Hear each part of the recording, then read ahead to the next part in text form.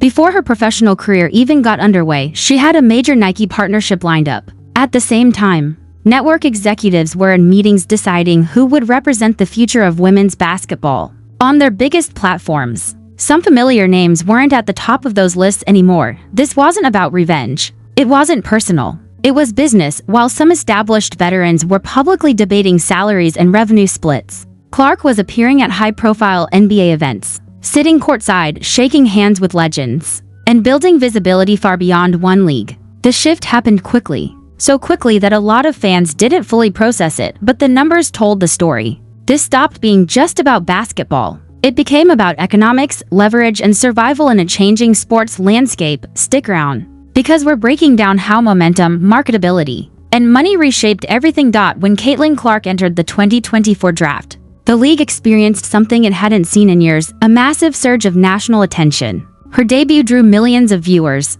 The Indiana Fever, who had struggled with attendance for seasons, saw ticket demand skyrocket almost overnight. Season ticket sales jumped dramatically. Road teams moved games to larger arenas to handle increased demand. Merchandise sales spiked. Social media engagement exploded. The league finally had what every sports organization hopes for, a crossover star, but not everyone responded the same way. Some veterans publicly emphasized that professional basketball is different from the college game. They talked about how rookies have to adjust, how the league is physical, how respect is earned over time. Some comments were framed as guidance. Others felt more pointed. On the court, physical play made headlines. Hard fouls went viral. Social media debates intensified. Fans began asking why tensions seemed to surround a player who was clearly driving new attention to the sport. At the same time, viewership data was shifting dramatically. Before Clark's rival, regular season games often averaged a few 100,000 viewers.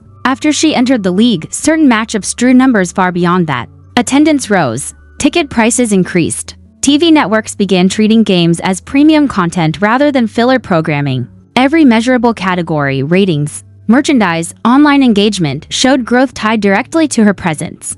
Network executives noticed. In early 2025, a major media rights agreement was announced involving both the NBA and the WNBA. Billions were committed across multiple platforms. Promotion strategies followed. Instead of focusing exclusively on long-established stars, broadcasters began spotlighting Clark heavily, sometimes even placing her in NBA coverage discussions alongside former legends and current superstars. That decision raised eyebrows. Veteran players who had spent years building the league understandably felt overlooked. They had carried the league through financially difficult seasons. They played when arenas weren't full. They helped keep the foundation intact.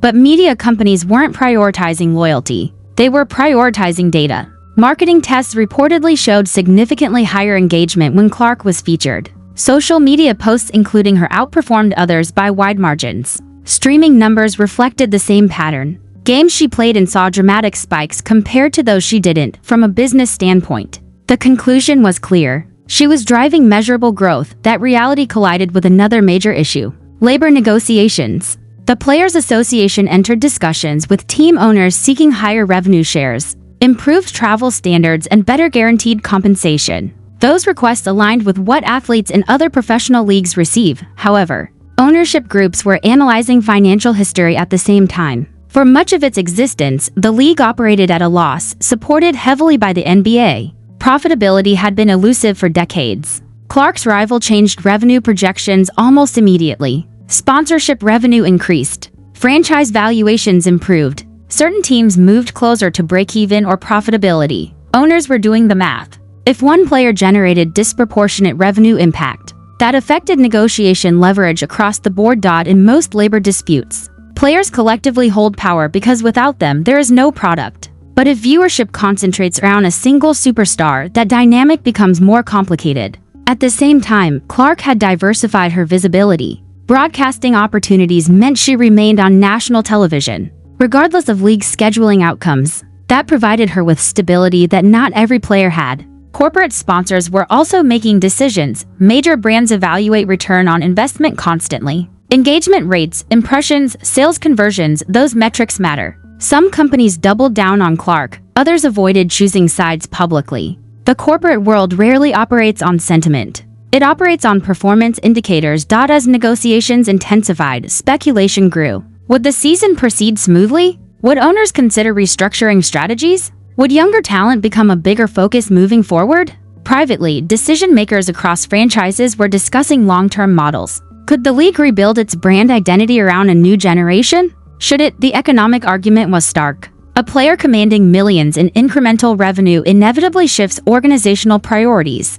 If a season were shortened or canceled, Clark's broadcasting role meant she would still remain visible and relevant. For others, exposure could diminish significantly without games. That created tension inside the Players Association itself. Reports suggested differing opinions about how aggressively to negotiate. Stepping back, this story is larger than one athlete or one contract. It reflects a broader shift in professional sports, star-driven economics. Leagues once emphasized collective branding. Increasingly, individual marketability shapes media rights, sponsorships, and scheduling decisions. There are risks in concentrating too much around one figure. Injuries happen. Career paths change. Market trends shift. Building a sustainable league requires depth, not dependency. But leadership often chooses between imperfect options. Return to lower visibility and financial instability, or lean heavily into the momentum of a generational star. For veteran players, it's a difficult reality. Championships and longevity command respect.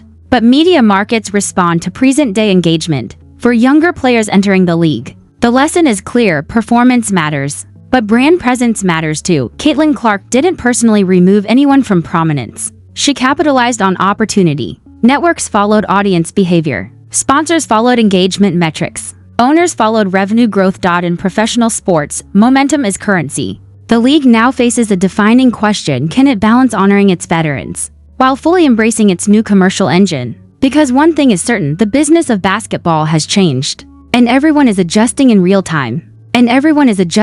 time.